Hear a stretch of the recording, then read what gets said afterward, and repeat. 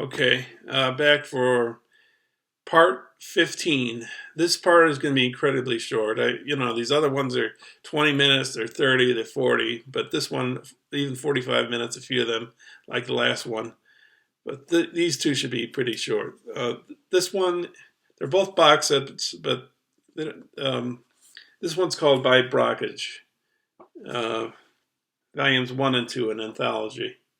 So it's working outside the mainstream. The widely prolific visionary Stan Brakhage made more than 350 films over a half century, challenging all taboos in its exploration of birth, sex, death, and the search for God. He turned his camera on explicit lovemaking, childbirth, even autopsy. Many of his most famous works pursue the nature of vision itself and transcend the act of filming. Some, including the legendary Mothlight, were created without using a camera at all, as he pioneered the art of making images directly on film by drawing, painting, and scratching. With these two volumes, we present the definitive Brakhage collection, 56 of his works from across his career, and high-definition digital transfers. Volume 1's got high-definition digital transfers of all 26 films, with uncompressed audio for those with sound. Brakhage on Brakhage, 4 video encounters with the filmmaker. And it's got audio remarks on selected films by director Stan Brakhage. Volume 2 has new high-definition digital transfers of all 30 films with uncompressed audio for those with sound. Brakhage on Brakhage, 3 video encounters with the filmmaker for Stan, a 2009 short film by Brakhage's wife, Marilyn Brakhage. 2 segments from a 1990 video interview with Brakhage for the Boulder Arts Commission. Footage from Brakhage's Sunday salons at the University of Colorado. Audio recordings of 2 lectures by Brakhage, one from the Beckwith Lecture Series, and one on Gertrude Stein's poem Stanzas and Meditation, and a booklet featuring a foreword and program notes by Marilyn Brakhage, film capsules, and an essay by Brakhage expert Fred Camper, and an essay on the film's preservation by Mark Toscano of the Academy Film Archive. So this is like abstract art, I would say. It's not. I do have. I do have.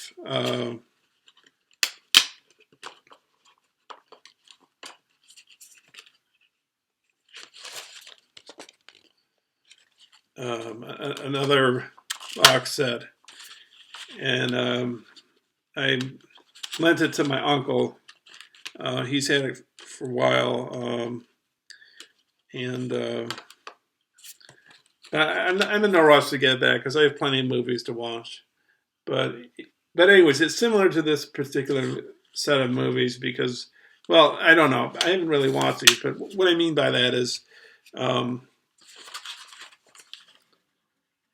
they're called the Kotze movies. They're made by a director, Godfrey Reggio, who was a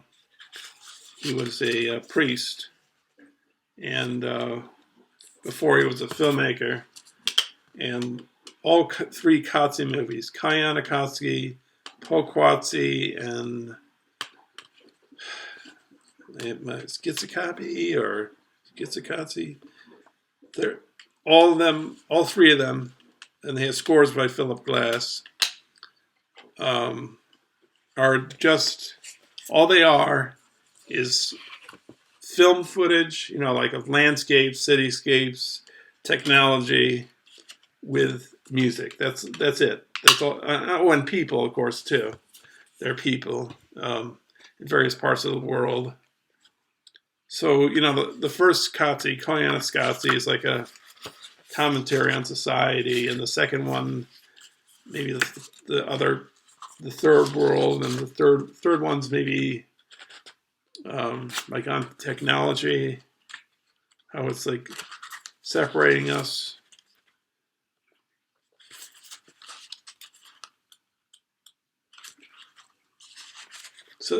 So in that respect, that sort of reflects this particular set of movies because, these are movies that don't have a story. They don't have, characters or dialogue or what have you. They're just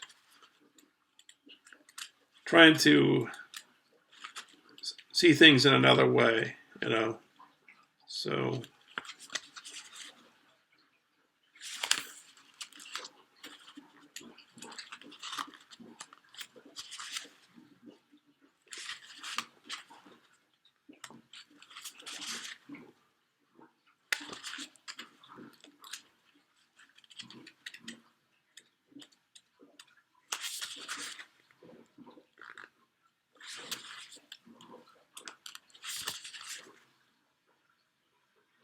so you can see it's quite abstract. And I've only watched a small portion of this. I watched one that had like a subway. It was an elevated subway in New York or something.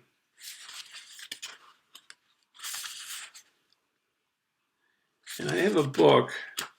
It's about like experimental filmmakers or artsy type filmmakers.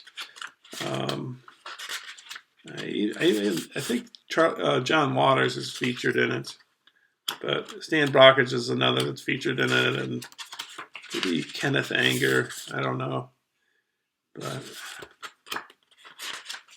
I believe Stan Brakhage is one of those people that was in that book. And I can't remember the exact title of the book. And so to finish off this video, this is Norman Mailer, Maidstone and other films. It's got Wild 90 and Beyond the Law. So it's got Norman Mailer is remembered for many things: his novels, his essays, his articles, his activism, his ego.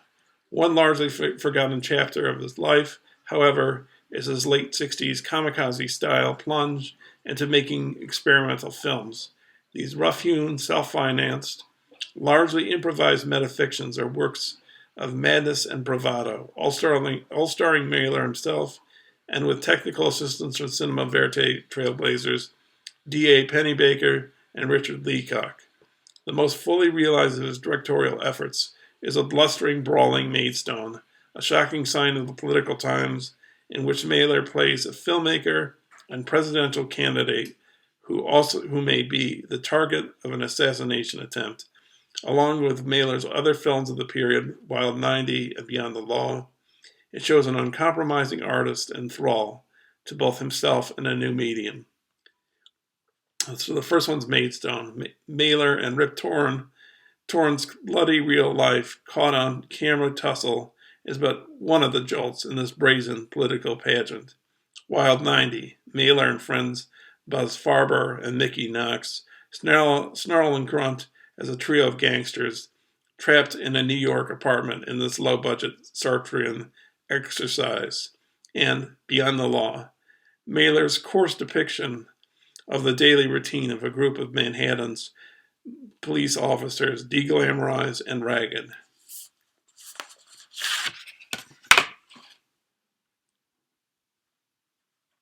So, you have Maidstone.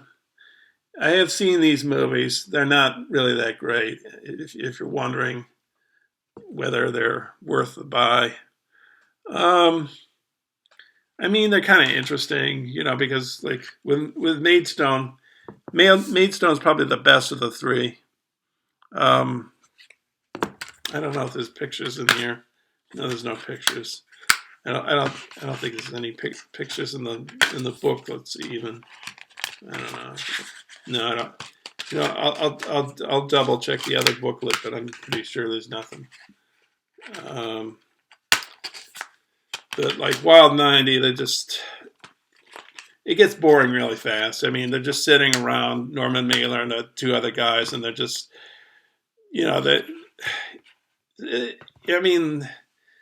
playwrights write better stuff, Not that they're bad playwrights, but Norman Mailer, Norman Mailer's really a novelist. That's really where he shines, I think. with these particular movies, he's just, I don't think he really does it that well. But Maidstone, he's playing a politician. And, if anything about Norman Mailer, he's kind of a chauvinist, and so he's acting a certain way. And, of note with that particular movie, you see Rip Torn. And you see these intellectuals hanging around Norman Mailer and talking. And Norman Mailer's character, he has all these women around him, these young women, and he's talking kind of sexist to them,